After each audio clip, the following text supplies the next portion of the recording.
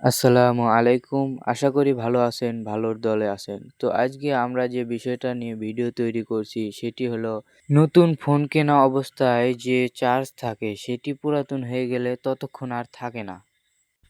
তো এই সমস্যার সমাধান করতে আমরা আপনাকে একটা সেটিংস অন করে দিতে বলবো, সেটি আপনারা করবেন।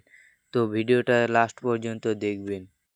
তো আশা করা যায় ইনশাআল্লাহ আপনাদের ব্যাটারির আয়ুটা আপনারা ধরে রাখতে পারবেন এই সেটিংটি চালু করলেই। চলুন শুরু করা যাক। তো শুরুতে আপনারা কি করবেন, আপনারা আপনাদের ফোনের সেটিং অপশনটিতে ক্লিক করবেন। সেটিংসে যাওয়ার পরে নিচের দিকে স্ক্রল করবেন।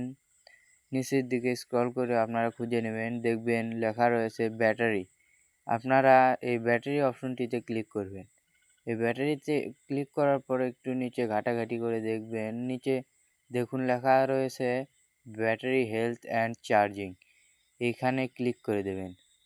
এখানে ক্লিক করার পর দেখুন এখানে দুইটা অপশন রয়েছে। একটি হলো ম্যাক্সিমাম ক্যাপাসিটি, যেটি ব্যাটারির আয়ু 100%। দেখছেন আমার ব্যাটারির আয়ু 100% রয়েছে। এটা আপনারা যদি নতুন ফোনে চালু করে রাখতেন তাহলে আপনাদেরটাও 100%ই থাকতো। আপনাদের কার কোনটা রয়েছে জানি না, কার কত রয়েছে। তো নিচেরটা হলো আসল সেটিং। এখানে আপনারা জাস্ট ক্লিক করবেন। এখানে ক্লিক করার পর দেখুন লেখা রয়েছে 70%, 80%, 90%, 100%। তো আপনারা 80%-এ ক্লিক করে দেবেন। তো আপনাদের সেটিংসটি কমপ্লিট হয়ে গেছে। আপনাদের আশা করা যায় আপনাদের ব্যাটারির এখন আয়ু ইনশাআল্লাহ ভালো থাকবে।